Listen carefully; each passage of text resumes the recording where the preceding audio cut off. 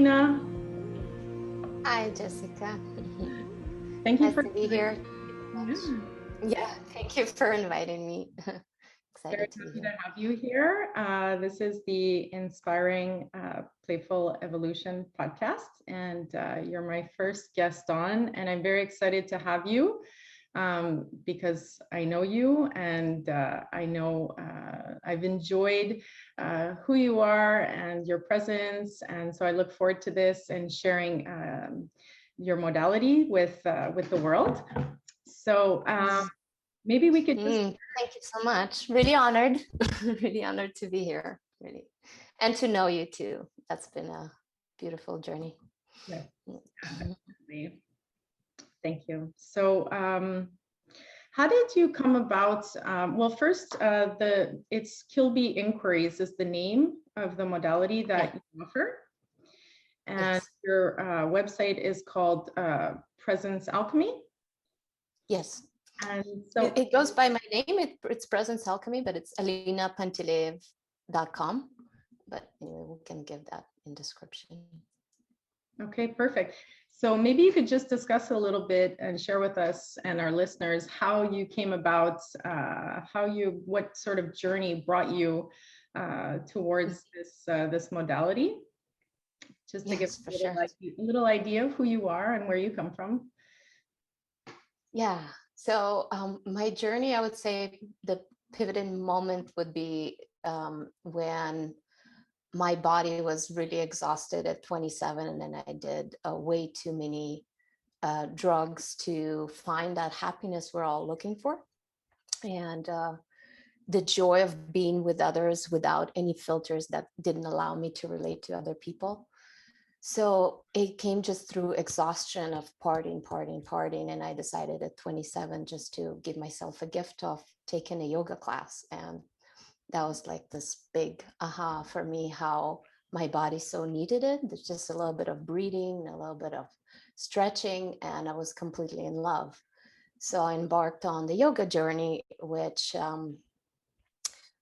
basically opened up a whole realm to me, which probably was somewhat on the energetic or on a soul level was so familiar. Like this is what I knew, the capacity of the human capacity to transformation, to be the avatars in this plane was so obvious for me. In the beginning, I encountered it was when I was 14. For the first time, I encountered the message from the Bible by Jesus, I'm like, oh my gosh, this guy really speaks my heart, he really understands my world and how I see the world. But then that was forgotten. Lots of drugs, lots of trying to figure out how to be in the world in the really kind of a very messed up way, because I get pregnant in 16. I had a son, so I was dealing with a lot of stuff on my own, and it was very I'd say very challenging. So all those challenges were accumulated to bring me to finding yoga and finding all these masters and sages that were like, oh my gosh, it's like Jesus walking on earth, and they know the technique, how to get there. So I was really in love and started to implement. I just bought books and I started meditating, and all that. I'm not going to go fully into all the journey, but it was like a full 4 years of an unraveling of a spontaneous Kundalini awakening, which was very, very energetic, very transformative. The first moment that came about, it was complete remembrance of who and what we are. And it was just this home space beyond body consciousness. It was just complete utter hominess, if I can describe it.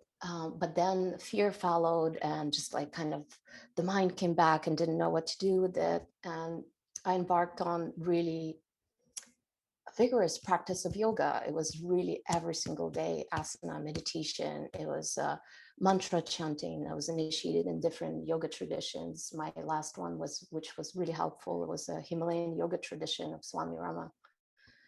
And that was basically, I just dived into mantra repetition every single moment. I didn't exist without the mantra, basically.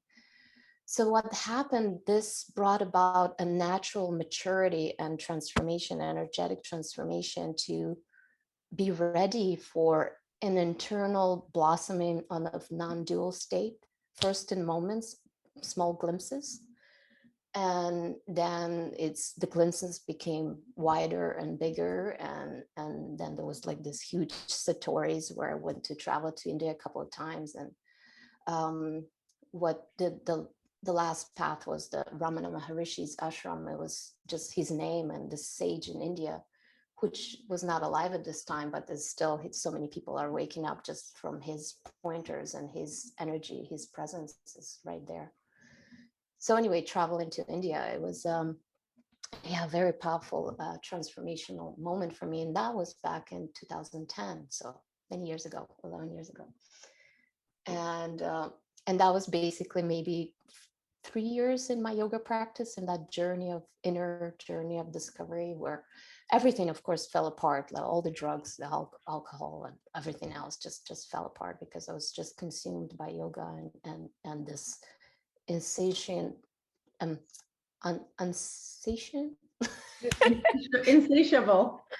insatiable longing and desire for union with God. That was my journey. And so yeah, being there in India, I was just meditating in this Ramana ashram in a small meditation hall, and I was looking at he has this huge painting of full body size painting of Ramana lying down on the sofa where he spent the last years. So there's that sofa and a huge painting. So I was just sitting there with my mantra, and I was just kind of repeating the mantra. And then all of a sudden just a thought crossed that, oh, why are you repeating? Why are you covering this? What are you looking for? What are you covering with sound?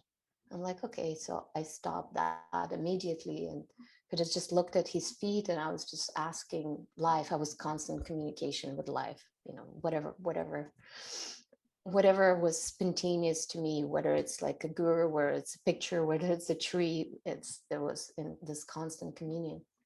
And so I was looking at his feet, and I was asking, well, I know I had the glimpses of just being, but how do I stay what I am? And it was just this spontaneous gift of like mind completely disappearing, and this almost like a thick, like it's hard to translate and put it in words because it's really undescribable, but almost like thick silence just came about, and it's just everything was it. Just this field of, but back then for me it was like Shiva, the mountain. There's the mountain Arunachala, which is a form of Shiva in this consuming flame. So he's in the form of fire, so fire that consumed everything that is untrue. So just for me, everything like, wow, this is it. Like, it's not like the mind is even not there to make sense of it, but it was just like a silent movie, watching silent movie, things moving, colors shifting, everything. And it was here all along. The kind of like this revelation was like, wow, it's always, always here. And we're still looking for it, but it's just everything is there. Anyway, so it was just kind of this, just a gift, definitely a gift that brought about, I would say, about a good 2 weeks of kind of like bliss state, no mind, really just really sitting, watching all this happening, life happening. And then life took over again, and the ego kind of came back, and the mind came back, and friends came back, and all the roles we play came back. And all that to say, the seeking though stopped. Seeking really, really stopped, because no longer I needed to sit in meditation, which was more like a concentrated meditation on sound instead of that vastness that I experienced, that effortlessness. And so seeking stopped, but other kind of seeking came in. Okay, what's the best community to live in? What's the best, like all these other, what am I to do in the world? Different kind of seeking came in.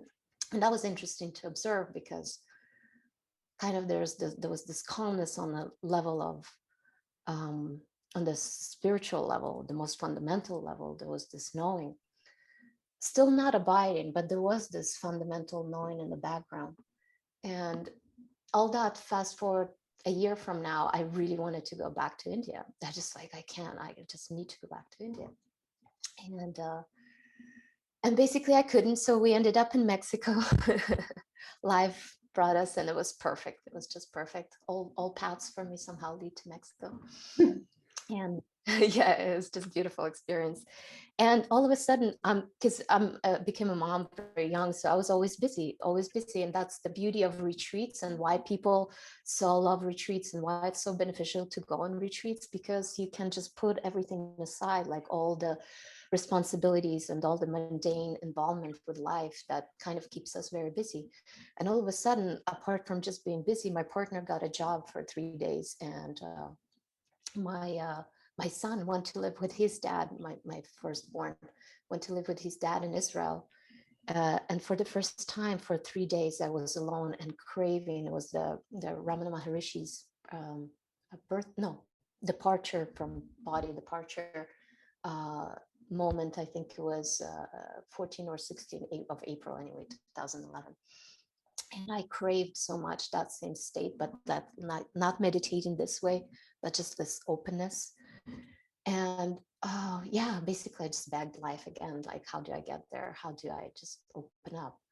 And I found this meditations by Adyashanti, and it's called Listening Without Manipulation. And the other one, I don't remember, Allowing Everything to Be As It Is, something like that. And they were perfect. They're perfect guidance to, instead of like zooming in on the mantra or zooming in on the sound or zooming in on whatever, the breath, instead of focusing one pointed meditation, it's just more including everything, like allowing the aperture of awareness to really open up. And that was a big shift, basically meditating for 3 days, as well as at the same time being the spaciousness, but at the same time having this mind like constantly looping conflict within my head. It was just like, oh my gosh, I can't live with this anymore. And I literally begged life, like went to the bathroom and I just begged life for truth, looking in my eyes. And it's not far away. It's closer what we think it is. And just looking into my eyes, I just begged for truth and nothing but truth. And literally just fell in meditation for a good, like all day long, and when nobody was disturbing me, and just something like at one point I was hearing all these nonsense in the head. That was because there was an agitation, there was a trigger actually with my partner, that he couldn't travel, he couldn't get a visa to Costa Rica. So because I wanted this community in Costa Rica and we couldn't go there because it was very difficult for him. So I had this from intense love and this unity and like my, soulmate, so to say. All of a sudden there's this hate, a kind of narration in my head. What are you doing with him? You're better off without him. It's just so much easier. You're advanced so much faster. So I'm listening to all this craziness in my head while meditating. And all of a sudden, like the thoughts became so light that the barking of the dogs in Mexico is so alive and so loud, and children playing outside. All of a sudden, all these sounds became just this. Everything is this, just this. There's no difference. There's no different from the barking of the dog and the thoughts in the head. And it's just like the whole thing just kind of cracked into an abided state. It was just not that simple, but anyway, it was followed by 2 months of honeymoon, really spending in this abiding state. So where I'm leading that. So this is coming back after this abiding state to Montreal. And all of a sudden, all these roles we play come back and kind of pull us away from just being. So apart from just mentally pulling us away from just being, this identity that I started to notice, this trying to prove your point, like saying, I know this, or I'm talking about this, but I'm talking from knowledge, and just a slight identity with that information, that splits our reality right away. And like, boom, right away, we're like in this contracted state of separation. So anyway, started to observe that. And eventually that led me to more light inside. UP, let's all the deficiency, all the stories started to flood, and I started to uncover traumas that I haven't even seen for about 30 years.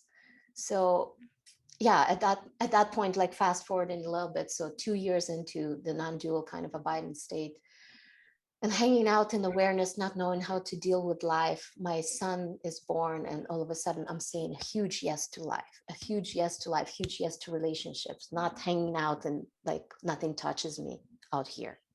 So all of a sudden spirit starts to descend and embrace everything that is still not whole, basically like just really shines light on everything. And that's when I started to discover the Kiloby inquiries, because I had this trauma that was rising that was not allowing me to share none of this revelations, because my trauma was around actually sharing it with others. I could never do what I'm doing right now without the Kiloby inquiries. It was such a huge transformation. First, I almost kicked myself into start sharing, because I started seeing like, well, you can hide, because I was a graphic designer back then, and I could easily hide behind a computer. It was just so easy not to deal with people, because my issue was actually speaking in front of others, and especially big groups of people. So yeah, so that leads me to finding and asking life again to what's the tool. Apart from I started sharing meditation circles, and people that were starting to come to me, they were actually mirroring back exactly what I was already transmuting within myself. This trauma, this deficiency, like, I have to be perfect to be lovable. I have to be, I have to be better. I need to figure stuff out before I show up, whatever. There's so many things that were playing out. And people that were showing up, they're actually looking for these same questions. And asking life, eventually I come to, back then it was the unfindable inquiry and the living inquiries. It's actually originated Scott Kiloby, who's a non-dual teacher. And back in the day when my whole shift happened, his shift also happened maybe a year prior to that. But his deficiency story was not there to prevent him from sharing that. So I discovered him a while ago. And I knew that he was just so honest. And I love his honesty, because there's a lot of non-duality where there's nothing to do, everything is fine. You just need to realize your awareness, and everything is like falls away. It's true. There's a lot of things that fall away. Just the mechanism of the ego, the judgment, the self-hate, this kind of like a lot of stuff that is in the head falls away. But there's so much somatic stuff that is in the body. There's so much storage in the body, and that's where it is. So yeah, that's how I arrived at the Kiloby inquiries. First, it was the unfindable inquiry. I read the book.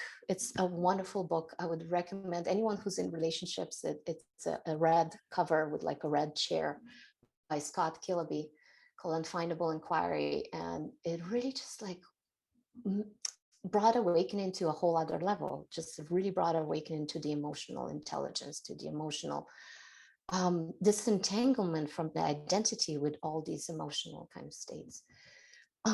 And 2 years later, not necessarily right away, I think 2 years later, anyway, life happened, kids happened. And 2 years later, through COVID, I'm like, well, people again started to come in. I started to offer my online kind of gatherings and holding space and guiding meditation. And people started asking the same questions. So I decided to go further and inquire. And there was a training, and I took a training of the Kiloby inquiries. And it was a huge transformation. There were still deficiencies that were lurking around that I was able to really become aware of, not just become aware of, but just really liberate them and really start showing up, and just doing it without this anxious kind of PTSD reaction to like, oh, my like choking in my throat, not being able to speak, super self-conscious. So all that started to really, really, really relax. And yeah, and I think, well, it kind of leads me to more maybe other questions, but I think I'll stop there. Oh, wow. Thank Here you. I am, Kiloby inquiry. Yeah, that was a really, really awesome share. Just hearing the story of what brought you there, I think is tremendous on its own. Just, I mean, everyone has their own flight, but it's people who embark on a spiritual journey. I mean, there's so many ups and downs, and you just encapsulated that so well in what you spoke about. And thank you for sharing that. Thank you for sharing that. So in terms of the Kiloby, now that you're at this point, you're offering these sessions that helped you work through like this next layer, because it's like an onion, right? And we just keep on peeling and we refine, we become more sophisticated with our methods and our techniques. So now you're at this point where it's opened up the throat chakra and it's allowing you to bring your voice into the world, which is why you're here as well. Beautiful. The universe aligns everything. So what exactly does a Kiloby session look like? Just like very shortly, what could someone expect in a session with you? Yeah, and so the Kiloby inquiries, it's a set of tools that that the foundation for in the session is, of course, looking and exploring from awareness.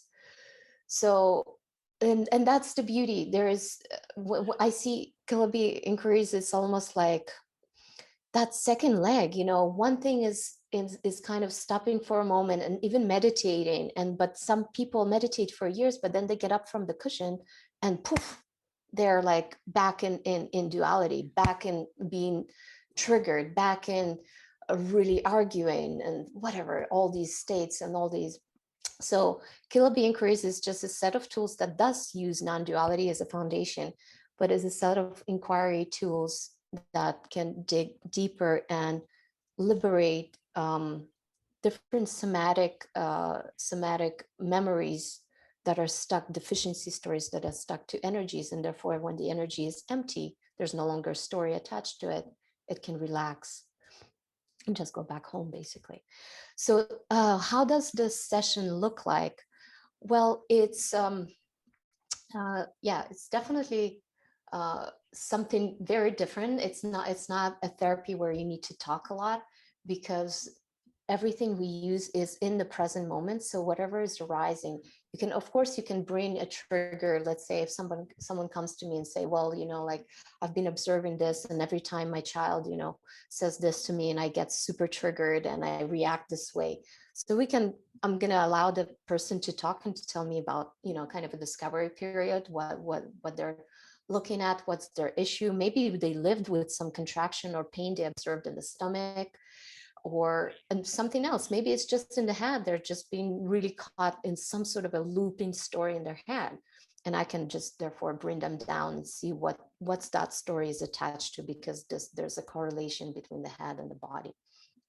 So it looks like a discovery period. Then it looks, there's a facilitating, I would facilitate someone to natural rest. So basically recognizing and resting as awareness. So, and pointing out to the fact that where we're going to be looking from, it's not me, this idea of separate me, looking at some separate me stories. It's really just awareness, aware of pictures, words, and sensations. That's what it boils down to, indirect experience of how we experience life.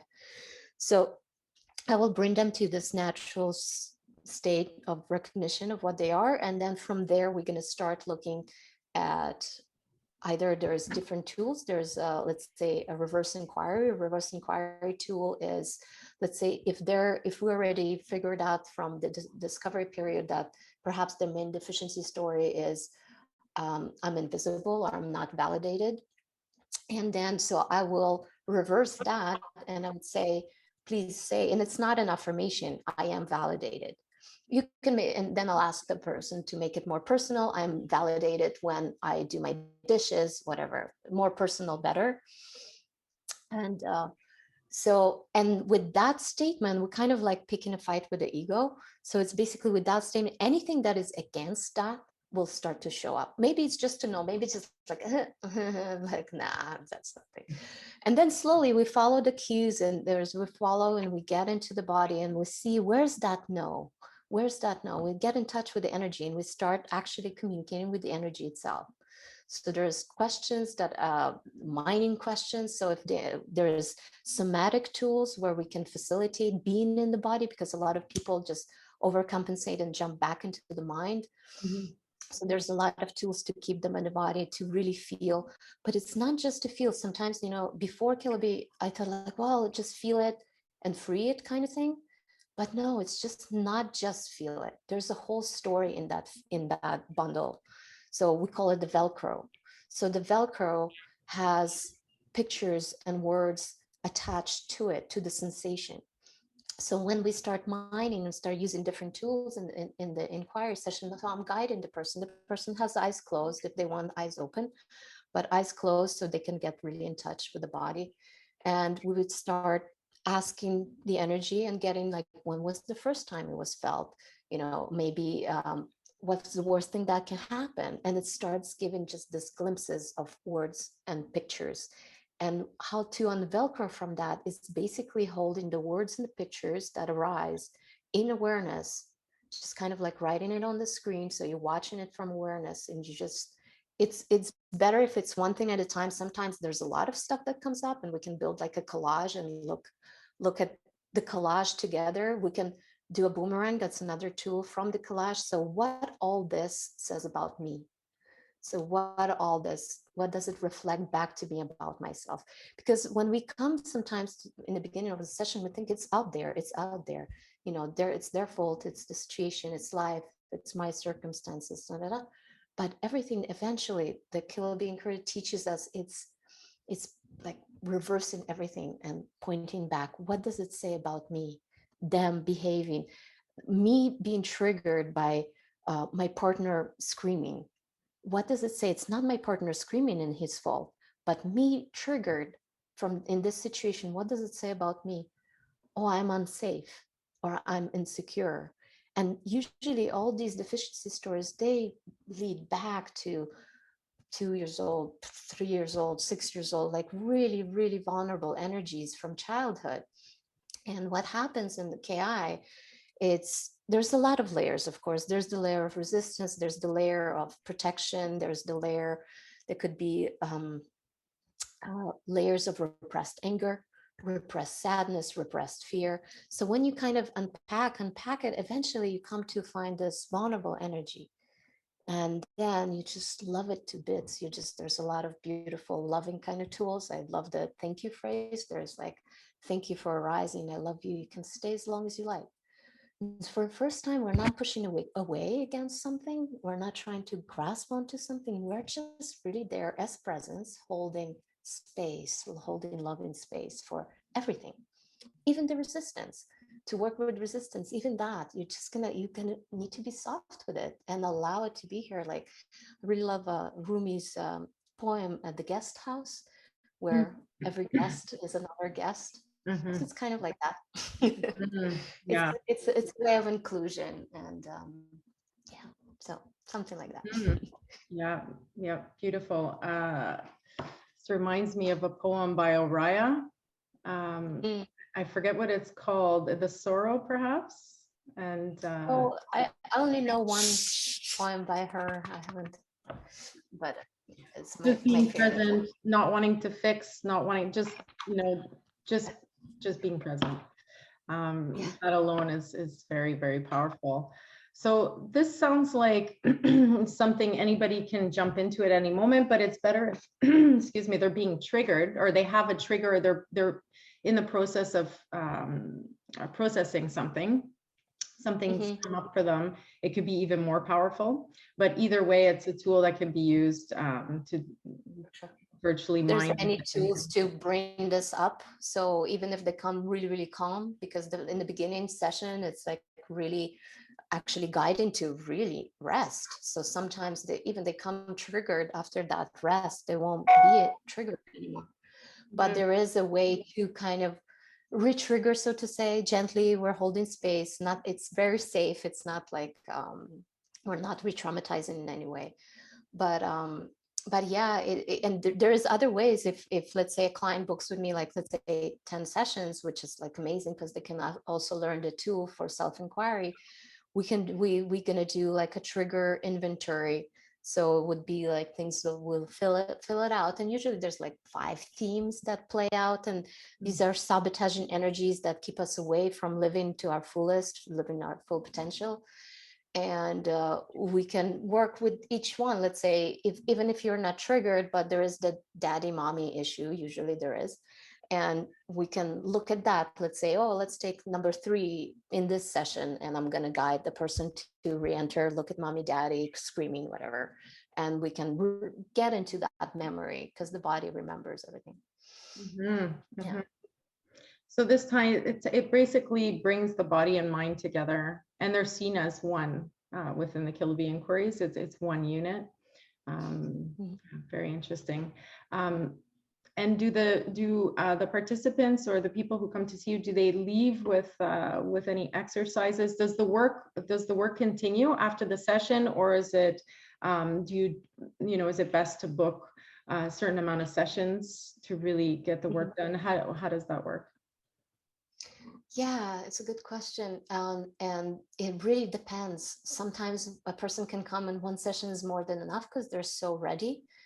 And sometimes someone who's been meditating for years and they can come and they need like 10 sessions because they're so identified perhaps with a spiritual identity, and it's actually preventing them from really, really being real with themselves and honest with what's going on. There are homework we're not building dependency at all. Like for in Kiloby inquiries, if anything, I'm actually in the middle of a training right now. The first half of the training was to actually train people to do self-inquiry with the Kiloby inquiries just for themselves. And the second part is whoever wants to continue and become certified facilitators. So now we're at the second part of the training, and people are just really getting it, like, and so I'm saying if there's, of course, when I work with a person many sessions together, of course I'm going to send them a lot of information how to start supporting oneself. And even after one session, I will send quite a few tools. And sometimes it's even enough to know what's been unconscious, because all of these things I'm talking about, they're all unconscious. And even though we see the trigger, we have no idea what's underneath. We see the trigger and we think it's the partner, or we think we're just upset, or we had a bad day. But no, there's a story running underneath. So I will, I will give them some stuff that we saw in the session. So I would write an email, like, this is like, I got to believe I'm lacking for love and approval. That's what came out. That's the conditioning. That's the story that lives in the subconscious. So when they're aware of that, next time they get triggered, or next time that same theme is kind of show up in their life, they're going to be more aware of that. More awareness, more freedom, more space around reactivity. So basically it's moving people out of victimhood into empowerment, taking responsibility for ourselves and becoming sovereign beings. It's beautiful. How do you think that this, just the last question for you, how do you think that this modality could impact the world in, just from like in a global sense, with how people interact? Oh my gosh, I have like goosebumps right now. Because it's such a tool for really, I would say, even radical freedom. You can take it as far as you want. You can take it as far as, balancing your nervous system and just like removing obstacles on your path. You can take it even further to awakening and really finding what you are truly. Because if you're not this story, if you're not this story, and if you're not all of these things you believed about yourself, and slowly this kind of natural quietness that dawns on you. And I have many people that went through the training and it became their lifestyle. And that lifestyle, just kind of inquiring into everything, that any split, because life is constant relating. And this is a perfect tool where, where you're relating to the present moment, and there's a trigger where you're relating to yourself and self-hate, whatever it is, or you're relating to your partner, your children. Take it as further as you want, as far as you want. But it's really clearing that up. My gosh, imagine like if we all could relate from honesty and from really just being present for each other, listening really to each other, not like listening to our reaction to the other person, their reaction to us. It would be, definitely. I see it. We see it. We have in Kiloby inquiries, we're developing right now to bring it to schools. There's quite many facilitators working with children, teenagers especially. That would be awesome. What I would love to do too, I'm kind of drawn, because I'm a mom of 3, I'm kind of drawn to bring it to this confused state of teenage years, and it's so simple. It's so simple. Yeah. So totally see complete liberation and freedom. Yeah, well, now that everything's sort of been shaken up and we're having to look at the systems that were in place and make all the changes, this sounds like a really good addition to bring into the school systems. Yeah, that would be awesome. Changing these things in children's youth, like just imagine, you know, and in my life, I mean, it's such a drastic change. I'm sure you agree. Oh my gosh, yeah. So we're here creating the new, and I'm very grateful to have had this opportunity to speak with you, hear your story. And if anybody would like to get a hold of you to book a session, where could they reach you? Yeah, so it's either on my website, which is alinapanteleev.com, and I think we can write it in the comments or whatever, the information. But the other one would be directly going to kiloby.com. You can find out more information about the Kiloby inquiry, and it's just simple kiloby.com, and you'll go find facilitators, and I'm right there. And you can book a session or take a package, and we'd be really honored to hold space for your transformation, whoever it is. Thank you very much, Alina. Wishing you a beautiful day. Thank you. Thank you so much.